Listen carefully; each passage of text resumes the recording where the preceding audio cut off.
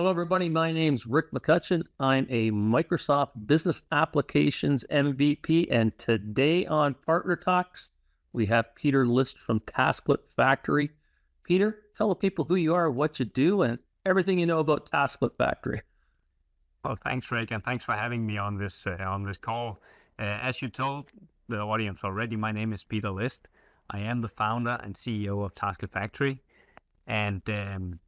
and what we do here at Tasklet Factory, as the background may give away a little bit, is that we focus on the warehouse and the production domain, and our key differentiator is the mobile app we've developed for that runs on these really rugged mobile devices and that support these really scan intensive workflows.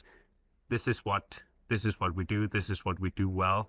And the user experience on this device is unlike anything you've ever experienced. And our end customers, the end users, they love this product. And I know you're one of the biggest ISVs in this space for sure. You've got well over 1,000 customers. And I hear you started back like 2008. So why don't we talk a little bit about the history of your organization and why did you do this in the first place? Well, yeah, I started just one guy with a laptop and an idea back in 2008. I'm a software engineer as a background. I love developing mobile apps, and I got introduced to Navision as it was called back then.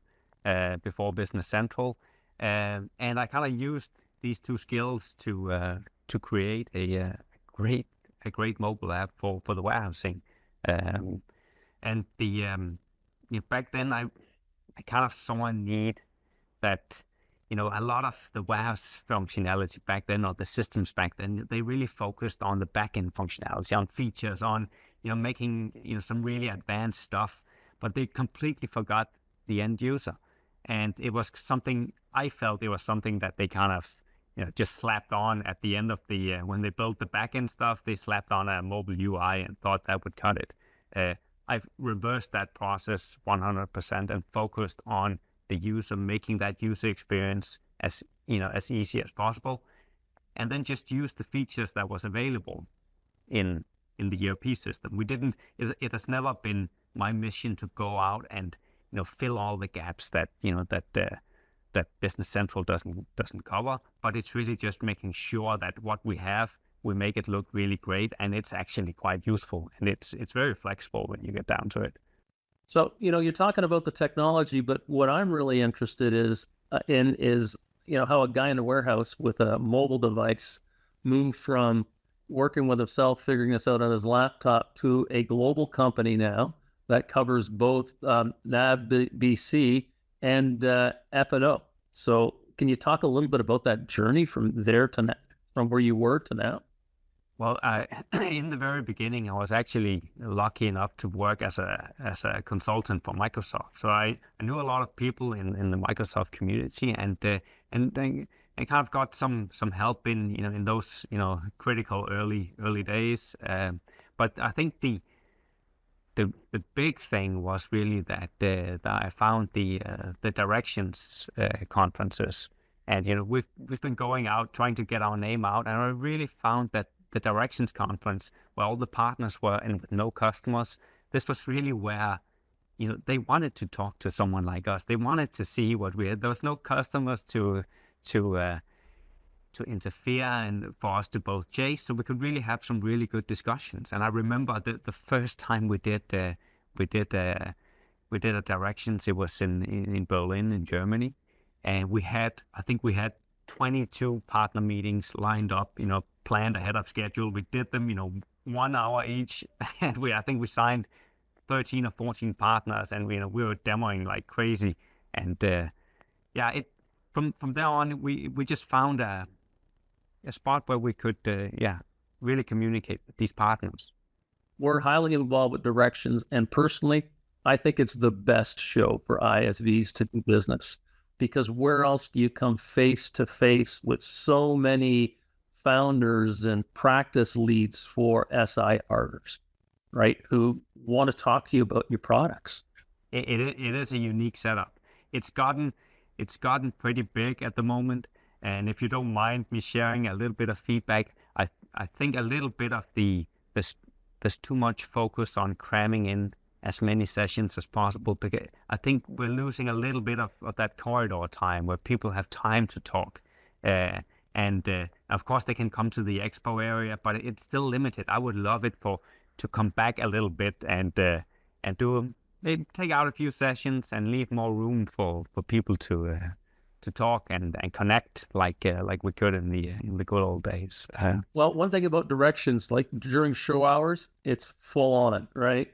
But if we're in any hotel, that hotel bar, right till closing, is where the conversations completely carry on. And, I had some good conversations on the floor show, but I got to tell you, in the lounge afterwards, that's where I think you get the real meeting of the minds. So I'm sure they'd love your feedback on that. And, but I don't know if that's going to happen. No. Well, I had the pleasure of going to Directions Asia in Bangkok last year. And that event is not bigger than, I think, around 500 people. And we could all be on the same floor of the hotel. And I tell you, the rooftop pool, that's where the networking happened. It was like being back in the good old days where everyone kind of knew everyone. And I love that, and we're going back this year. So, Peter, let's talk a little bit about the future. I know that your customers call the product Tasklet instead of Tasklet Factory, which is fine. But where are you taking the company? Well, of course, Microsoft is keeping us busy with keeping the core product up to date. But at where we are at the moment, we have support for all the warehouse functionality and a lot of the production functionality that Business Central has to offer us out of the box. So from a functionality point of view, we have a lot of the stuff covered. What we're looking at now is, of course, being super focused on just our domain. We don't do shipping, we don't do any planning, visual scheduling, anything else that kind of goes beyond what happens on that mobile device. But of course, our customers are looking for functionality that will help them complete their full work processes. So we're looking for partners that can complement our solution, and then we take a serious look at these partners, make sure that they kind of share the same values regarding especially customer service that I'm very passionate about. You can have a great product, but if your service doesn't, it's just as great, then you don't really have a good offering for your customers. So we're looking for partners that has functionality that can complement what we have and make sure that it integrates, so that the partners don't need to do it, so the VARs don't have to go in and check this. We will do this, and the customers can kind of know if we choose these two systems from AppSource, we know it works together. And that's what we're focusing on. And we have some big news to announce in Las Vegas at Directions with some new exciting partnerships that will really help our customers. We don't want to break it today on PartnerTalks. Someone will shoot me if I break the news here. But okay, all right. Well, this is great because Peter, I really think this whole supply chain warehouse management portion of both the mid-market and the enterprise market for Microsoft is something I'm not going to say we haven't paid attention to, but I think the core partners just, like, I worked in warehouse management for a short time, and it's very different than CRM. So I don't know if they understand it enough to get into it, and they've really got to, partner with somebody like Tasklet who understands what goes on in the warehouse with the worker, and I think that's only going to grow for you.